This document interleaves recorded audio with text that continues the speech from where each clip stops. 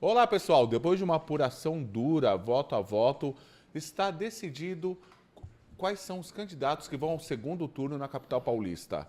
O atual prefeito, Ricardo Nunes, e o deputado federal Guilherme Boulos, um do MDB e outro do PSOL, estão garantidos na segunda rodada aqui na capital paulista.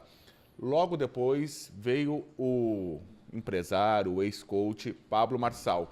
Esse número já havia sido adiantado na pesquisa Badra, divulgada com exclusividade pela Gazeta Mateus, no dia anterior, não é? É isso mesmo, Hoffman. E lembrando que não acertou só, né, a gente vai esmiuçar aqui, que não acertou só a cidade de São Paulo, né, os cenários, mas também outras cidades importantes da Grande São Paulo e também interior, mas que você vai tocar já já. Isso, mas só para adiantar, a Badra também fez o levantamento e acertou em todas as cidades, em Budas Artes, Itapecerica da Serra, Taboão da Serra e Porto Feliz, onde a Gazeta tem um caderno especial. Mas vamos lá falar da capital. Depois de uma campanha muito tensa, São Paulo já teve como candidato Paulo Maluf, Jânio Quadros, Fernando Henrique Cardoso, Mário Covas, Enéas Carneiro, Marta Suplicy, gente que sabe enfrentar, sabe fazer um embate político, fazer campanhas duras. E nada parecido com o que aconteceu nesse ano, né, Matheus? E principalmente, né, Hoffman, essa arrancada final. Só voltando aqui um pontinho, além de ser achei a eleição mais suja possível em todos os locais, principalmente lá na Grande São Paulo, onde eu acompanhei bem de perto, mas sei que aqui na capital não foi diferente, mas também muito acirrada nessa reta final de Pablo Marçal quase figurando no segundo turno. Tá. Pablo Marçal começou falando que tinha um candidato que cheirava cocaína, né? Isso há dois meses atrás. Depois falou do pai da Tabata Amaral, dizendo que ela era responsável pelo suicídio do pai dela, que usava crack, um drama familiar, ele culpou de uma forma tão irresponsável. E depois fez acusações. Ele tentou recuar em um certo momento, mas no fim parece que ele fez o all-in. Tentou acusar um laudo claramente falso, tentando acusar o Pablo Boulos, de uso de cocaína, voltando ao tema.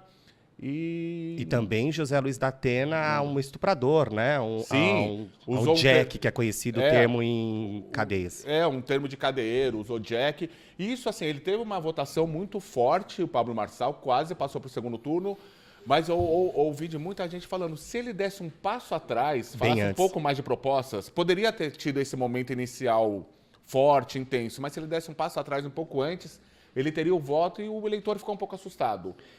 Muita gente acabou migrando para o Ricardo Nunes, como mostrou a nossa pesquisa no dia anterior, chegou na frente. Mas a gente chegou até a conversar também, né, Hoffman, que nessa reta final ele surpreendeu, ou pelo menos ele, quanto a equipe dele, os outros candidatos, eu digo Boulos e Nunes, com essa mudança de postura nos debates, ou pelo menos nos últimos dois, com uma postura mais tranquila, não tão agressiva quanto tudo isso que você citou. Né? Eu até perguntei no debate da Record, eu perguntei para o Boulos se ele se arrepende de ter tido aquela reação de tentar buscar a carteira de trabalho. Ele ficou meio bravo comigo, mudou de assunto, mas a verdade eles tentaram ele deixar o Marçal quanto mais falando sozinho, porque reagir ao Pablo Marçal dava cada vez mais munição a ele.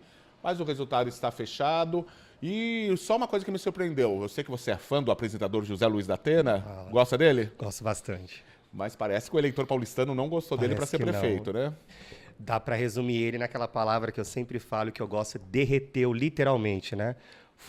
Podemos falar aqui, o vexame dessa eleição? Foi o vexame, mas o vexame maior não é só o Marçal, não é só o da Atena ter derretido, como você disse. O PSDB não ter feito nenhum vereador. O da Atena foi incompetente até para puxar votos para os vereadores do partido. José Aníbal, que apostou nele, que é o presidente do Diretório Municipal do PSDB, realmente ficou achando que tinha feito uma aposta certa, e isso deu força para a ala do PSDB, que queria apoiar desde o começo o Ricardo Nunes, o que não aconteceu. Mas vamos falar de outras cidades, Matheus? Mas e só para encerrar, Hoffman, mas isso joga uma luz também, claro, que por ele ser o candidato nessa eleição e terminar dessa forma, mas joga uma luz para o próprio PSDB, um partido tão tradicional na cidade, né?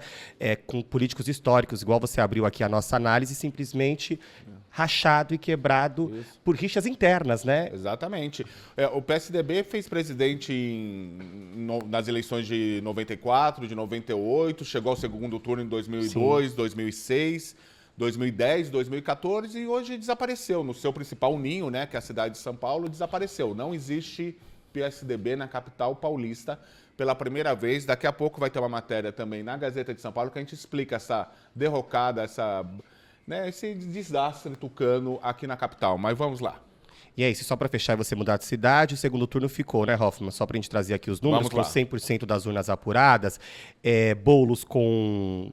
29,48. Primeiro Nunes, né? Primeiro Nunes, perdão. 29,48 e na sequência o Boulos com 29,07%. Só curiosidade, quem foi o último colocado? Último colocado, Bebeto Haddad. Bebeto Haddad do DC, que a gente entrevistou aqui numa sabatina. E ele garantiu, porque o Pablo Marçal chegou a ser do DC, depois mudou para o PRTB e o Bebeto Haddad garantiu.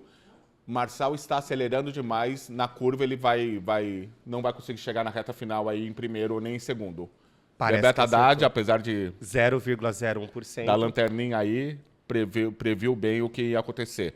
Vamos falar de Taboão da Serra? Vamos, porque assim como São Paulo, Hoffman, Taboão da Serra, cidade ali da região sudoeste da Grande São Paulo, teve um primeiro turno acirrado e o segundo turno promete ser mais ainda, relembrando a eleição de 2020, que foi decidida por 1.700 votos, também em segundo turno.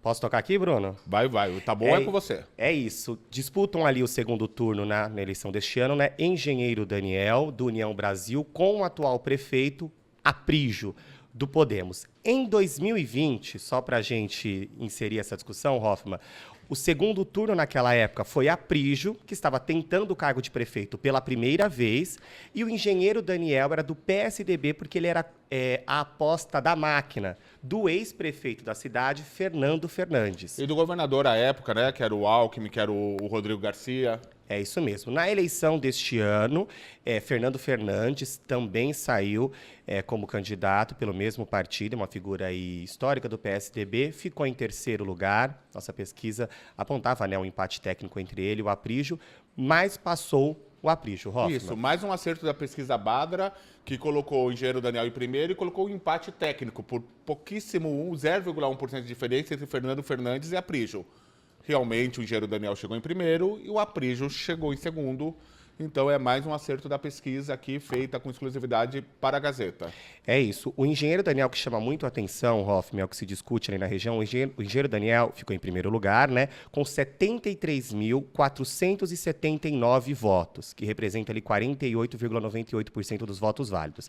Já o Aprígio, 38.896 votos, que corresponde a 25,93. O que se discutia muito naquela eleição de 2020, Bruno, é que o engenheiro Daniel ainda não era tão conhecido e que muitos votos que ele recebeu vinha do Fernando Fernandes, porque é atual prefeito.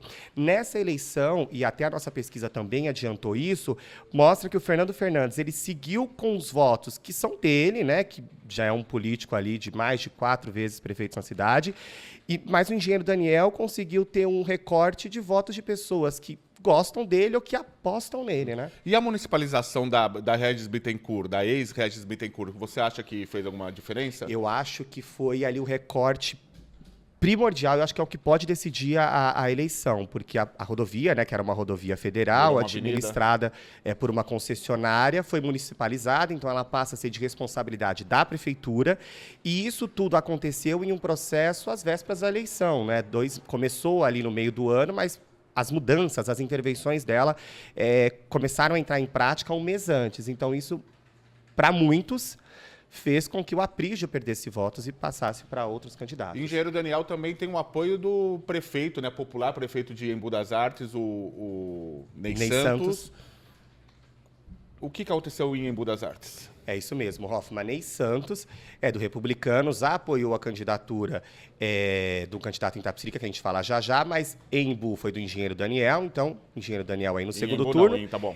Isso, em Taboão, desculpa. E em Embu das Artes, ele apostou todas as suas fichas em Hugo Prado, que foi presidente da Câmara, né? Logo quando foi eleito vereador, chegou a ser vice-prefeito em Embu das Artes e agora prefeito eleito numa votação expressiva, com mais de 60% dos votos, eleito em primeiro turno, matéria dada por você, também com a pesquisa exclusiva aqui da Badra com a Gazeta. A cidade de Embu das Artes, pela primeira vez, assim como a cidade de Sumaré, pela primeira vez neste ano teve segundo turno.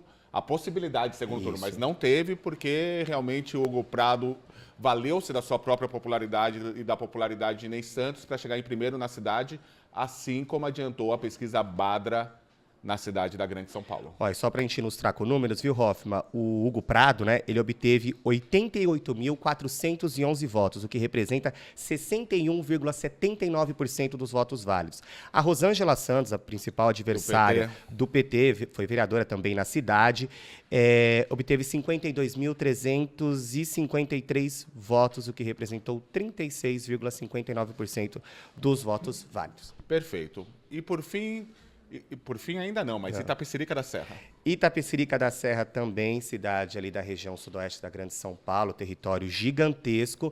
Ramon Corsini, eu esqueci agora aqui, Hoffman, o partido dele, que são tantos partidos, União Brasil. União Brasil. Foi eleito lá, não tinha possibilidade de ter segundo turno, né? Foi eleito em primeiro turno. A Gazeta também já havia dado com exclusividade com a pesquisa Badra de que ele seria eleito, como realmente foi, em uma votação lá não tão apertada assim, viu, Bruno? Foi com uma boa margem. Deixa eu pegar aqui os números bonitinho. Ele foi eleito com 47,39% dos votos válidos após receber 40.858. Qual a diferença com Jonas Donizete, que foi Jonas Donizete republicano, ficou, né? isso, com 26 mil votos, 139, que representou 30,32%. 7% percentual em votos válidos. E a pesquisa Badra em Itapecerica da Serra, Taboão e Embu, e também em Porto Feliz, que a gente vai falar daqui a pouco, levantou quais eram os vereadores favoritos da população da cidade. E a grande maioria dos vereadores que saiu na pesquisa realmente esteve entre os vitoriosos na cidade, que vão compor, são 15 vereadores em Itapecerica da Serra, que vão compor a Câmara Municipal da cidade a partir de 2025, assim como adiantou a Badra. E o mais interessante, Hoffman, que igual tinha na pesquisa, o cenário foi exatamente o mesmo, porque a gente terminou com Ramon Corsini em primeiro lugar, Jonas Donizete em segundo lugar, e não sei se eu posso falar vexame, mas que também derreteu e a vergonha na região foi o atual prefeito de Itapecerica da Serra, né, o doutor Francisco Nakano, doutor Nakano, do PL, que figurou em terceiro lugar, com uma votação muito pequena, com 15% dos votos válidos. Algo que me chamou a atenção na cidade também foi o Jorge Costa, o ex-prefeito. Jorge Costa, muito bem lembrado, viu, Hoffman? Prefeito histórico da cidade de Itapecerica por vários mandatos. Pelo menos 4 mandatos. Sim, do PSD, com apenas, Hoffman, 2.243 votos, o que representou 2,6% dos votos válidos. Muito pouco. E, por fim, a Gazeta tem um caderno especial em Porto Feliz, onde a Badra também fez uma pesquisa. Eu quero que você fale sobre ela.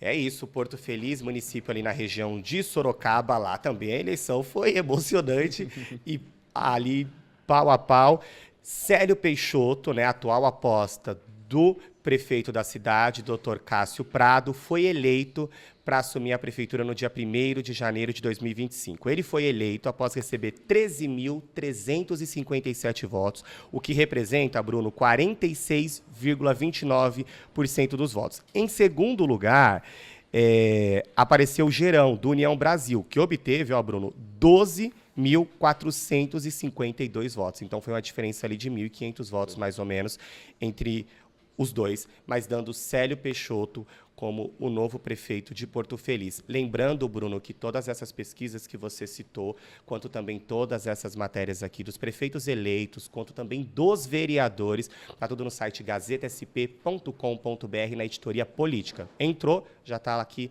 no cabeçalho. E só para terminar, falando dos vereadores de São Paulo, a Câmara Municipal ficou com 8 membros do PT e 7 membros do MDB, né? São os que lideram. Só que, na minha avaliação, a Câmara ficou um pouco mais radicalizada porque venceu figuras mais midiáticas, que tensionam mais o tecido político, como Lucas Pavanato, por exemplo, que chegou em primeiro lugar, ex-MBL, que tem aquele perfil provocativo pelas redes sociais, e alguns outros candidatos também que têm esse perfil um pouco mais radical dentro do espectro político. Mas no frigir dos ovos ficou com um estilo parecido, pelo menos no número de partidos. O PSB fez 2, a Rede fez 1, o PSD fez 2 vereadores. Então, continua com certo equilíbrio. O presidente da Câmara, Milton Leite, que não vai se eleger esse ano, ele conseguiu fazer os 2 candidatos que ele queria também aqui na capital paulista. E eu acho que é isso por enquanto. É o giro de tudo que você que acompanha a gente precisava saber, principalmente dessas cidades importantes aqui do nosso estado, né, E Hoffman? trabalhamos bastante ontem, né? Bastante. As olheiras estão aqui, ó. Mas estamos inteiros ainda para levar para você tudo o que é de mais importante na política paulista, da capital da Grande São Paulo, do estado e de todo o país. Matheus, logo, logo estamos de volta. É isso. Até a próxima, pessoal. Valeu, abraço. Tchau.